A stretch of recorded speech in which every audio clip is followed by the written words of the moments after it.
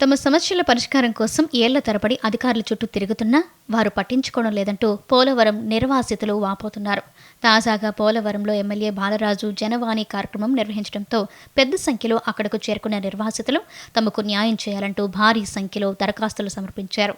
కాగా నిర్వాసితుల సమస్యను గత వైసీపీ ప్రభుత్వం పట్టించుకోలేదని, తమ ప్రభుత్వం దీనిపై తప్పక దృష్టి పెడుతుందని ఎమ్మెల్యే బాలరాజు వ్యాఖ్యానించారు.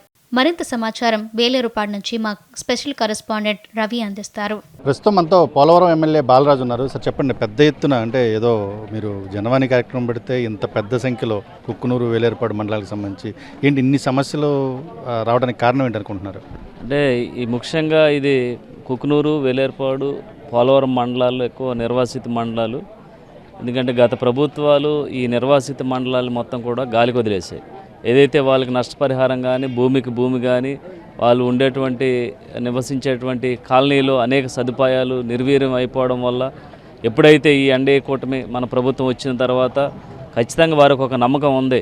ఏదైతే ఎన్నికల్లో మనం హామీ ఇచ్చాం, ఇటు పోలవరం ప్రాజెక్టు పూర్తి చేస్తాం, ఇటు నిర్వాసితులకి ఏదైతే కాంపన్సేషన్ కానీ భూమికి భూమి కానీ లేకపోతే 18 సంవత్సరం నిండినటువంటి వారికి నష్టపరిహార విషయంలో కానీ ప్రతి ఒక్క విషయంలో కూడా మనం అంతా కూడా న్యాయం చేస్తామని చెప్పిన విధంగానే రోజు సంవత్సర కాలంలో సుమారు 2,000 కోట్ల రూపాయలు నిర్వాసితులకి న్యాయం చేసే విధంగా ఏదైతే 18 సంవత్సరం నిండి వారికి కాంపన్సేషన్ ఇవ్వటం, అలాగే వారికి నిర్మించినటువంటి ఇళ్లలో సుమారు 200 కోట్ల రూపాయలు పెట్టి రీకన్స్ట్రక్షన్స్ పేరుతో గత ప్రభుత్వాలు అక్కడ ఉన్నటువంటి మౌలిక సదుపాయాలు నిర్వీర్యం చేసేస్తే వాటిని మళ్ళీ రీకన్స్ట్రక్షన్స్ చేసే విధంగా వారికి ఇచ్చేటువంటి ఇళ్లలో నాణ్యత రూపం ఇచ్చే విధంగా, అలాగే అక్కడ ఏదైతే వీరికి ఉండేటువంటి ప్రాంతంలో 32 రకాల సదుపాయాలు కల్పించలేదు గత ప్రభుత్వాలు, గాలికి వదిలేసినాయి. ఇవన్నీ కూడా అనేకమైన సమస్యలతో అనేక ఇబ్బందులు పడుతున్నటువంటి నిర్వాసితులకి ఖచ్చితంగా ఇక్కడ ఈ ఏదైతే గ్రీవెన్స్ ఏర్పాటు చేసి వాళ్ళ సమస్యని అధికారుల దృష్టికి కానీ అటు సీఎం గారి దృష్టికి కానీ తీసుకువెళ్తే ఖచ్చితంగా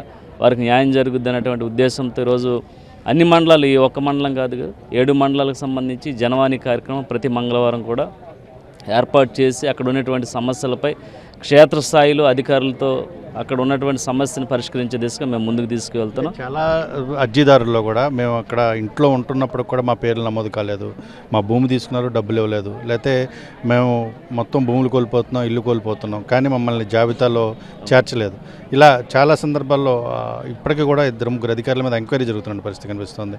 ఏంటి వీటన్నిటి సమస్యలకు అంటే పోలవరం ప్రాజెక్టును 2027లోగా కంప్లీట్ చేయాలనుకుంటున్నప్పుడు ఇలాంటి సమస్యలు ఇంకా ఎలా ఉండిపోవడానికి కారణం? గత ప్రభుత్వాలు ఏదైతే వైసీపీ ప్రభుత్వంలో ఉన్నటువంటి కొంతమంది నాయకుల స్వార్థం వల్ల ఆ గ్రామంలో ఏదైతే అతనికి లబ్ధిదారుడైనా సరే, అతను ఎలిజిబుల్ అయినా సరే అతని పేరు తీసేసి అప్పుడు ఏదో వాట్సాప్లో ఓపెన్ చేసి ఆ వాట్సాప్లో ఎవరైతే లేనటువంటి పేర్లను పంపించండి అనేటువంటి అప్పుడు అధికారులు చెప్పినటువంటి ఈ చిన్న మాట వల్ల ఈరోజు అనేక మంది కూడా రోడ్డు పడ్డ పరిస్థితి.